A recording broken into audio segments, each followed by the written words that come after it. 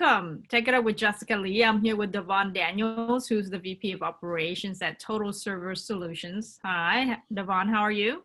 Doing pretty good, Jessica. How about yourself? Fine, thank you. Welcome to the show to talk about the whole trends that we're seeing, the IT managed services and the whole solutions that you can provide. I know a lot of companies are trying to figure out this new work environment for their employees. Tell us, what does Total Server Solutions do? I know it's pretty broad, so give me two. Yeah, sure. So what we do is we offer basically a full managed IT solution for companies of any size, small, medium, all the way up to enterprise. We try to really give you the option or give you the ability to focus on your company while we take on the burden of dealing with your IT solutions. Yes, and it's beyond just servers because your company name, it says server and people think, oh, servers? So there's a lot more to it than servers, right? Yeah, there definitely is. I mean, our services span the full spectrum, networking solutions, server solutions, managed solutions. We even have managed cloud. We have dedicated servers. Anything that you need from a technology standpoint, we can provide as a vendor to you. Mm-hmm. You guys have over 100 employees, so it's like a medium-sized company, small, medium-sized company. And as a VP of operations, that's a lot of pressure to make sure that everything is running smoothly 24/7 and meeting all the SLAs. Yeah, it definitely is. I look at it as a challenge. If it was easy, anybody would do it. I think there's a lot of things that you can do, small and big, to implement to really help solve for those type of problems. It's very similar to the companies that we work with, right? They have a lot of the same issues that we have, just on a smaller scale. So being able to be creative, to kind of think through a lot of processes that we can change, I look at it as fun for me. No day is the same as the next, and it's always rewarding and fulfilling to do something I love every day. Mm-hmm. And with the shelter in place, working from home, what specific solutions are you seeing an uptick, acceleration in demand here? Yeah, most definitely. I think a lot of companies are starting to pull back from their brick and mortar style workload. You think of IT companies that have offices around different cities. Now they're having to adapt to having to work from home. What that means is increased bandwidth across the network. So having to expand and grow very, very quickly, you see a lot of companies starting to put more focus on their internal working solutions. You may go from an employee base of maybe 20 or 30 people working from home to your entire company of 400, 500 people working from home. So making sure that not only your solutions that you have internally in place work, but also the network that you have there, and also, again, your IT infrastructure for your internal things work, is one of the biggest trends that we're seeing right now.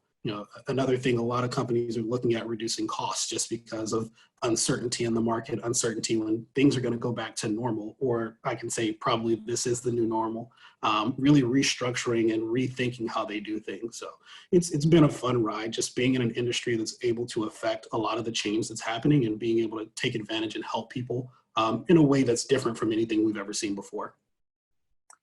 Well, customers depend on you, and they are very upset when things don't go right. So how do you measure their satisfaction? I use a couple of different metrics, right? Of course, like most companies, customer satisfaction is one. That's more on a transactional basis. So every time you submit a request to us, you're going to get a survey saying, how did this person do in terms of the question that you had? Not only that, you'll get a question of saying, how nice was this person? I'm really wanting to focus on two different avenues when it comes to different interactions. One, I want to make sure our team knows exactly what they're doing, and I also want to make sure they're nice at doing it. Another thing that I like to implement is what's called a customer effort score. At the end of the day, if it's easy for a customer, they're going to be more inclined to stay with you as a company. And I think it's something that a lot of companies don't really think about. I think we get really caught up on your net promoter score and CSAT, but I think there are some supporting factors to that that'll help you understand not only your customer's expectation, but your customer journey as well. I see. So you came in and managed to improve that satisfaction score by 20 points in 3 months. Tell us specifically, what did you do? The first thing I did was, you have to know who your employees are. I think we as leaders, we come in with an expectation of what employees should be doing, usually based on preset metrics or things that we think will work in that specific group. You can't do that, right? I think every employee is an individual and they have to be treated as such. So the first thing I did was I met with every single employee to understand what their concerns are, any roadblocks that they had or any problems that they had. The second thing is I looked at the complexity of the organization. There was a lot of things that we could be doing better, looking at different locations that we were working with, trying to understand why things were the way they were, and then just try to reduce overall complexity in terms of not only process and procedure, but also just staffing and the way the organization was put together. Third thing I think is one of the most important things. We talk a lot about metrics and meeting those metrics. I think you really have to focus on your outcomes over your output. So what I mean by that is really setting the goal of what you want to see and then setting your metrics to that instead of trying to set your metrics to what you want to see.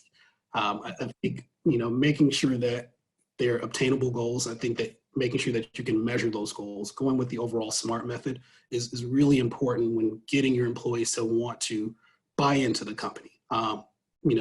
As a leader, your first customers are your employees. And if you don't treat them as such, it's going to trickle down to your consumers, as I like to call, as the people who are buying your service. So, overall, making sure you have a happy employee base, it tends to lead to happy customers. And so I think my employees saw a change in the organization. I think they saw a change in direction and really just overall thought process. They bought into it, and you see the reflection, the score that the customers give them. I like your leadership philosophy, your approach, and what you shared with me was around how you are there to support your employees and collaborate and work with them, right? So talk to me a bit more about that. Sure. Coming into the industry some 15 odd years ago, I had I don't want to say my worst boss, right? But I had someone who was very rigid, very much so that, you are my subordinate, you do what I say. And it really affected my performance. So as I've grown as a leader, as I've grown in the industry, I start to realize that it's not that, anybody works for me. I don't work for anybody. We work together for the greater good. So if our company goal is to increase our CSAT to 90%, I'm going to be there beside you, trying to push you to that goal and also doing my part instead of telling you this is what I need. If you guys need somebody to mop the floors in the building, I'm more than willing to do it. I want my team to see that I'm not afraid to put in the same work that they are, because at the end of the day, we are fighting for that same goal. You can only get so far with pushing people in a direction. The way I look at it is you have to lead from beside and behind. You can't always lead from in front. That's a great culture that you're establishing in your team. It sounds like it's a lot more positive energy with everyone. Yep.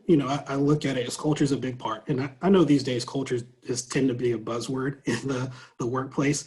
You have to kind of live it and breathe it. It can't be something that's forced. It can't be something that's dictated. It's something that your team has to believe in. And if you can get them to believe, to move in the same direction that you are as a company, you guys will be far better off. And not only that, being able to attack or to deal with conflict head on. We don't from it.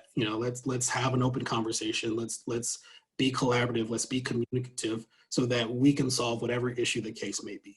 Davon, I think that this philosophy you have of how to manage your team sounds wonderful. And I wonder, do you actually do that with your clients too, to have this kind of collaborative relationship with them?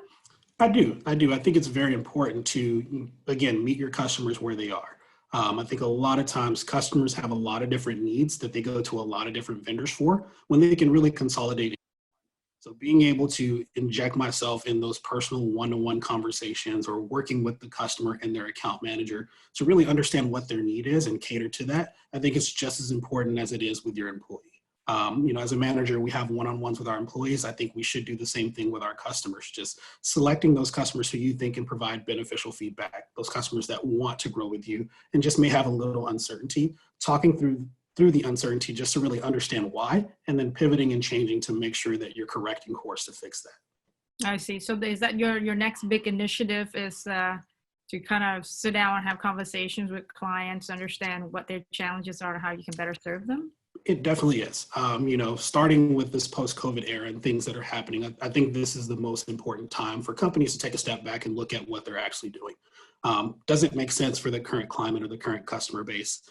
Seeing that this problem isn't going to go anywhere for the foreseeable future, I think that it's imperative that companies take a look internally and look at their product set to understand how do we adjust as well to the new way of life, to the new customer need. How do we look at our customer journey, right? From onboarding customers to purchasing new products. Does it make sense at this point? Does it need to be easier? How do we get people to move from product to product? So my next initiative is going to be reviewing product sets and understanding what we offer and how we offer it to our customers and making adjustments where we see fit. Excellent. Well, it's been a great conversation. I want to say thank you so much for being on the show. Yeah, thank you guys so much for having me. And if you guys need anything, feel free to reach out. Will do. There you have it. Take it up with Jessica Lee, Davon Daniels from Total Service Solution.